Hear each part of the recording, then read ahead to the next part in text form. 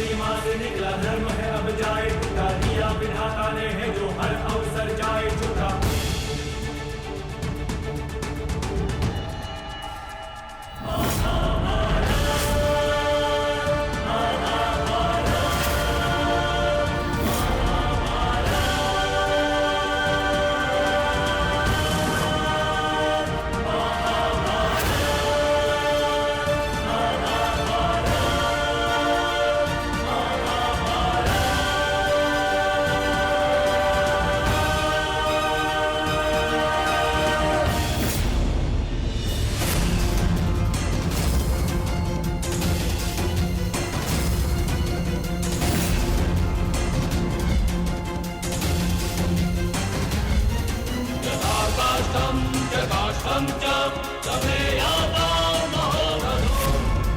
लक्ष्य भेदवान था।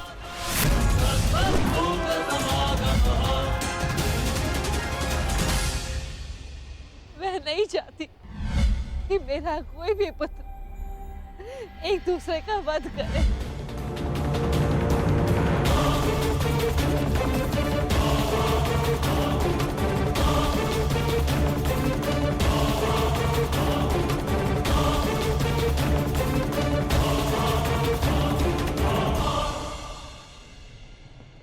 यही युद्ध की विभीषा है।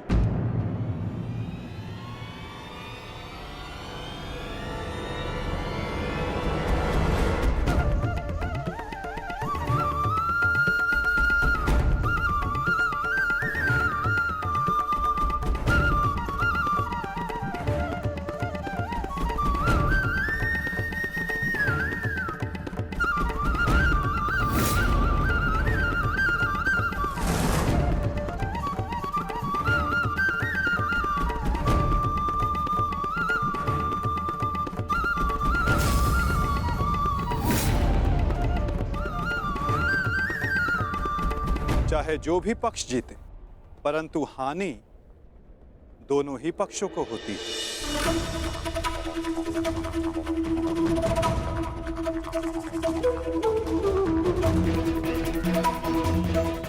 युद्ध की हानि तो उन्हें होती ही जो युद्ध में भाग लेते, और उन्हें भी होती जो युद्ध में भाग नहीं लेते। और अब जो मैं बताने जा रहा हूं, यहां उपस्थित कुछ लोगों को यह ज्ञात है, और जिन्हें ज्ञात नहीं है वो इस बात को जान लें।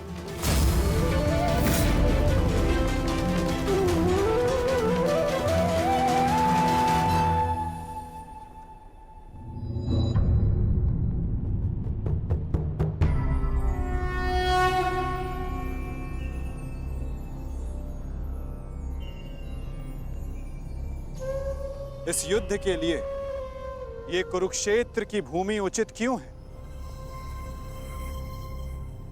सर्वप्रथम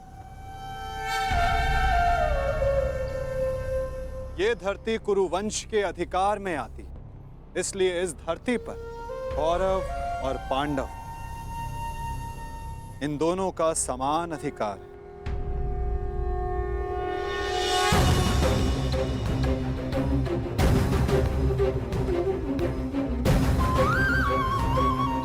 ये भूमि, ये पवित्र स्थल देव नदी सरस्वती के दक्षिण और दृश्यवाही के उत्तर दिशा में आता है।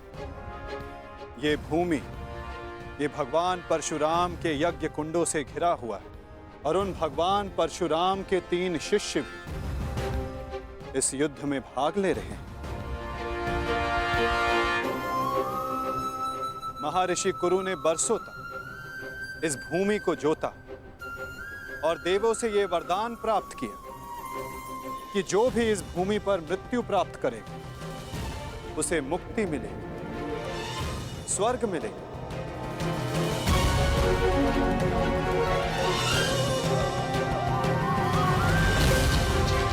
और जिसे विजय प्राप्त हो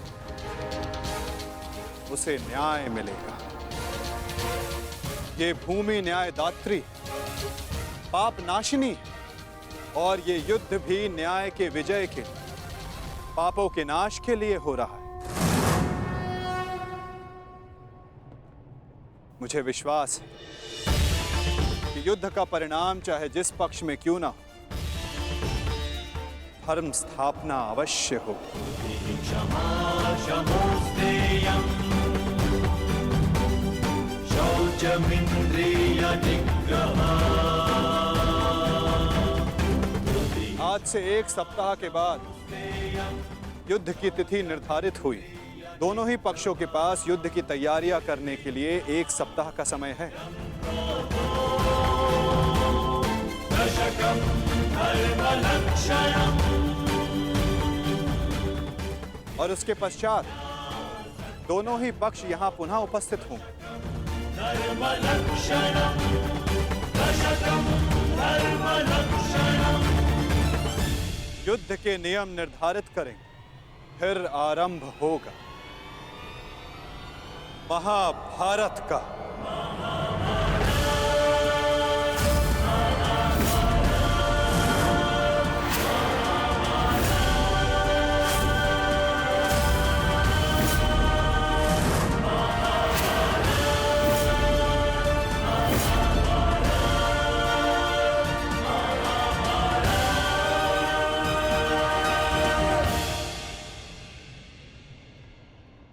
हेलो अर्जुन,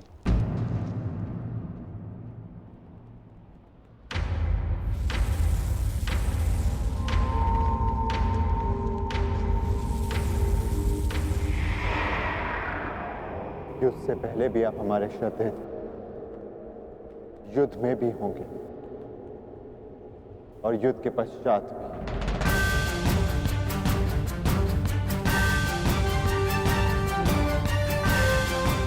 प्रणिपात।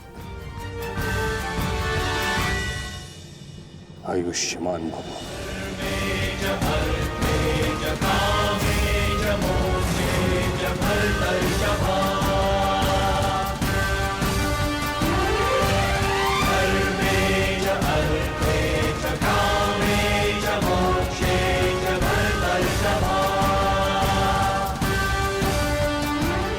यशस्वी भव।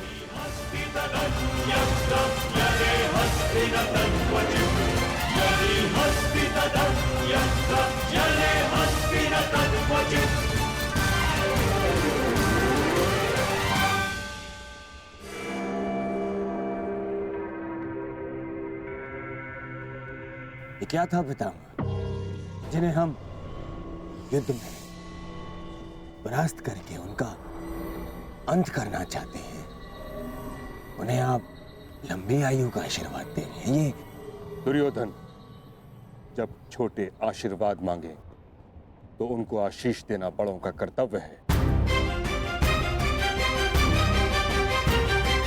तुम यदि अपने ज्येष्ठ युधिष्ठिर से आशीर्वाद मांगोगे तो अवश्य तुम्हें आशीर्वाद देगा। इतनी बड़ी सेना है तुम्हारे पास, मेरे केवल एक आशीर्वाद देने से तुम अपना आत्मविश्वास खो बैठे।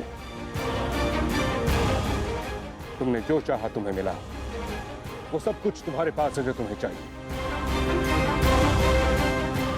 मैं तुम्हारे पक्ष में इस युद्ध में खड़ा हूं, परंतु पांडवों को भी मेरे आशीर्वाद का अधिकार है।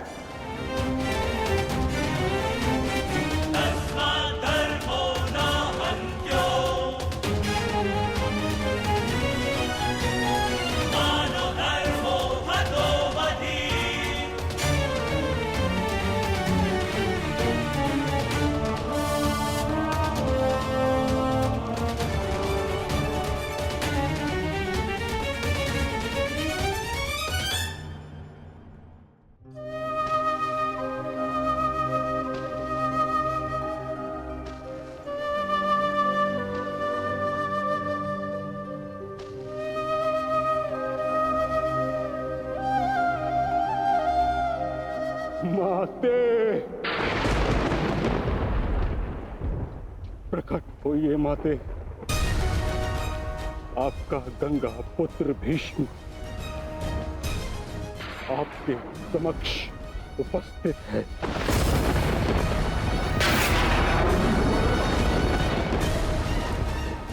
क्या मेरी आवाज आप तक नहीं पहुंच रही?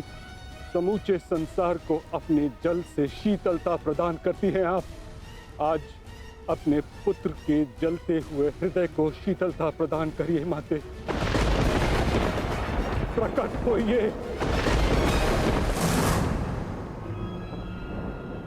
समझ गया मैं। आप मुझसे रुष्ट हैं,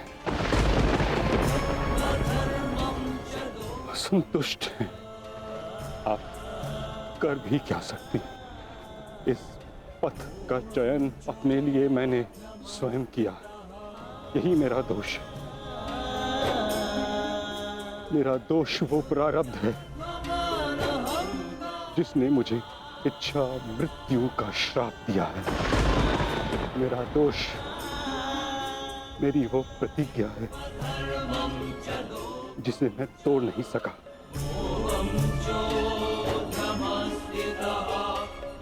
प्रणिपात,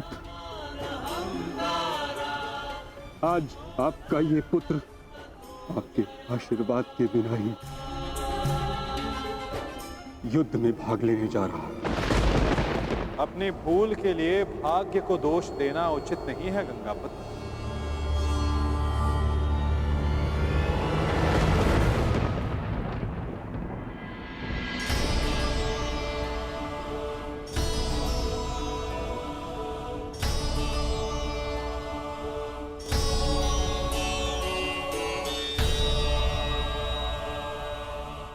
योद्धा को इस अवस्था में देखना भी तो उचित नहीं वासुदेव।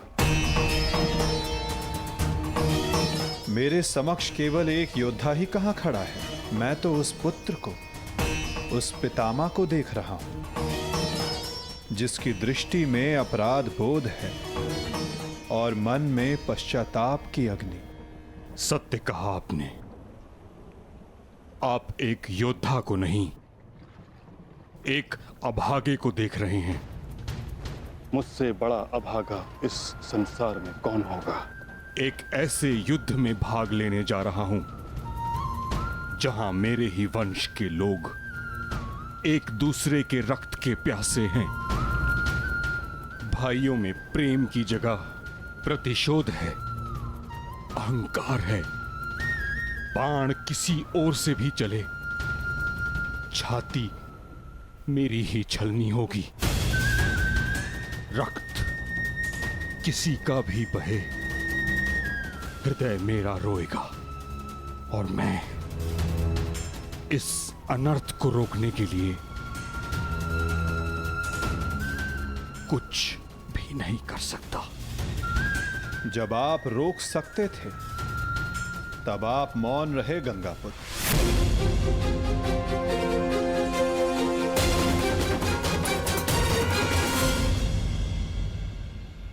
इस युद्ध को संभव बनाने में आपका भी योगदान है गंगापुत्र। उस अधर्म के आप भी भागीदार थे। भागीदार नहीं वासुदेव, विवश था मैं। अपने वचन से, अपनी प्रतिज्ञा से बंधा हुआ था। आपकी प्रतिज्ञा हस्तिनापुर के सिंहासन की रक्षा करना थी।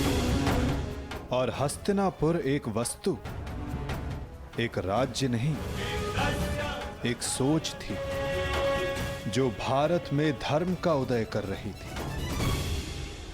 वचन या प्रतिज्ञा कभी उस कारण से अधिक बड़ी नहीं होती जिसके लिए प्रतिज्ञा ली गई है।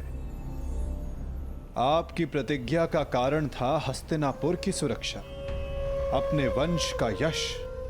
और आज आपकी प्रतिज्ञा हस्तिनापुर को, आपके वंश को कहां ले आई है गंगापुत्र? आपने हस्तिनापुर को ऐसा राजा दिया जो अपनी ही प्रजा के अश्रु नहीं देख सकता, ऐसा युवराज दिया जो अपनी ही भ्राताओं की संपत्ति से द्वेष रखता है। आपके इस वचन ने एक स्त्री का भरी सभा में सबके समक्ष मान मर्दन होने दिया। माता पिता अपनी संतान को वचन देते हैं कि वो उनका साथ देंगे, परंतु अपनी संतान को सही मार्ग पर रखना माता पिता का कर्तव्य होता है। यदि उचित समय पर आपका धनुष उठा होता, आपने अपना स्वर उठाया होता, तो आज संपूर्ण भारत महाभारत की चौखट पर ना खड़ा होता गंगापुत्र।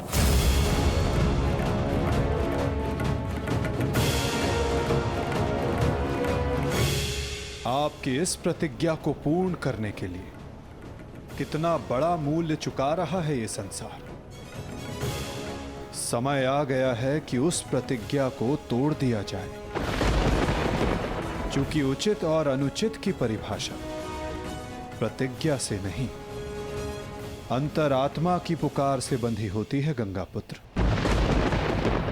ये चुनाव आपका था और इसका फल भी आप ही भोगेंगे। अपने चुनाव के लिए आप स्वयं उत्तरदायी हैं गंगापुत्र, ना कि आपकी प्रतिज्ञा और ना ही आपका प्रारब्ध। ठीक कहा आपने वासुदेव। मैं अपने चुनाव का उत्तरदायित्व अपने सर लेता हूं। मेरा चुनाव है कि मैं अपना वचन तोड़ नहीं सकता। निराशा हुई मुझे ये जानकर।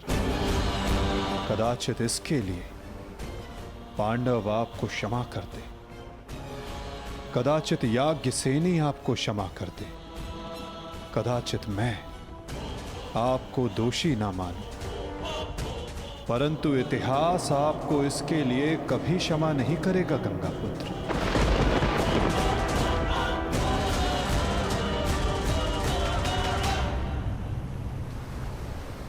रुकिए वासुदेव, मैं नहीं चाहता कि मुझे क्षमा मिले।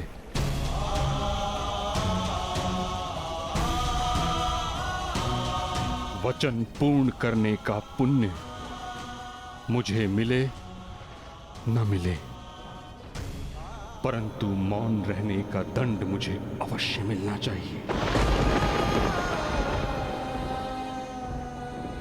मैं अपने निर्णय से असंतुष्ट हूं, परंतु इस बात का मुझे संतोष है कि पांडवों के पास वो अस्त्र है जो मुझे मेरी प्रतिज्ञा और मेरे श्राप से मुक्ति दिला सकता है।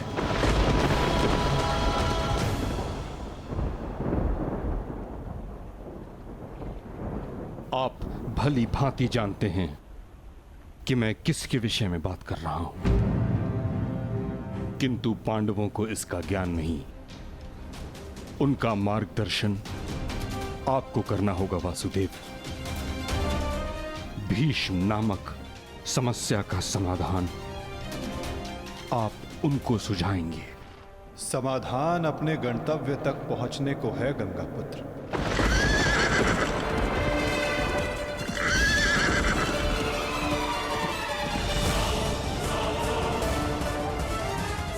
प्रणिपात।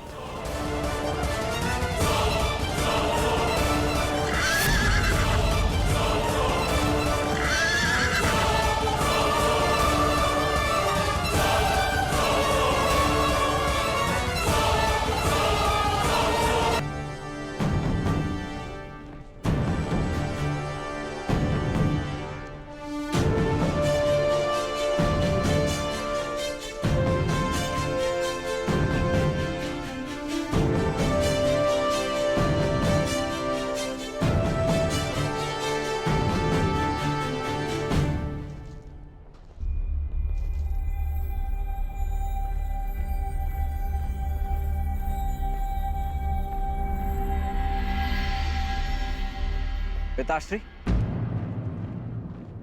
आप इस भूमि को प्रणाम क्यों कर रहे हैं? क्योंकि ये एक अति पावन भूमि है जहां मेरे गुरु परशुराम ने तपस्या की। परंतु अब ये एक युद्ध भूमि है। अब यहां तपस्या नहीं, शत्रुओं का संहार होगा। एक योद्धा के लिए युद्ध भूमि उसकी कर्म भूमि, धर्म भूमि और यज्ञ भूमि होती है, मंदिर के समान पवित्र होती है। परंतु पिताश्री, मेरी दृष्टि में ये सोच एक योद्धा को युद्ध में निर्बल बनाती है। मेरा मानना है कि योद्धा जब तक क्रोधित ना हो तब तक वो प्रहार नहीं कर सकता। नहीं, क्रोध में किया गया प्रहार शत्रु से अधिक स्वयं को हानि पहुंचाता है।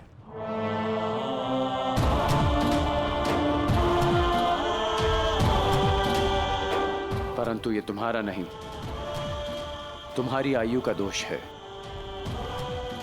जब मैं भी तुम्हारी आयु का था तो ऐसा ही सोचता था। मेरे भीतर भी यही आक्रोश, यही क्रोध था। परंतु मेरे गुरु परशुराम ने मुझे सिखाया है कि कैसे अपने क्रोध को अपना शस्त्र बना, अपनी दुर्बलता नहीं, कि कैसे शांत मन से उस क्रोध को प्रहार में परिवर्तित करना चाहिए। पुत्र, जब भी शत्रु सामने हो तो दृष्टि में अवश्य क्रोध रखो, परंतु मन शांत रहना चाहिए। परंतु पिताश्री, आज जो मैंने देखा वो तो कुछ और ही था। जब आप पांडवों के समक्ष थे, आपके दृष्टि में क्रोध नहीं था। कोई योद्धा कैसे अपने शत्रुओं को कोमल भाव से देख सकता है?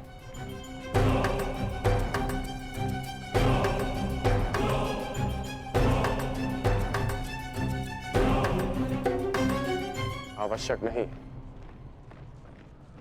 कि हर कोई जो हमारे विपक्ष में खड़ा हो, हमारे विरोध में खड़ा हो, वो हमारा शत्रु हो।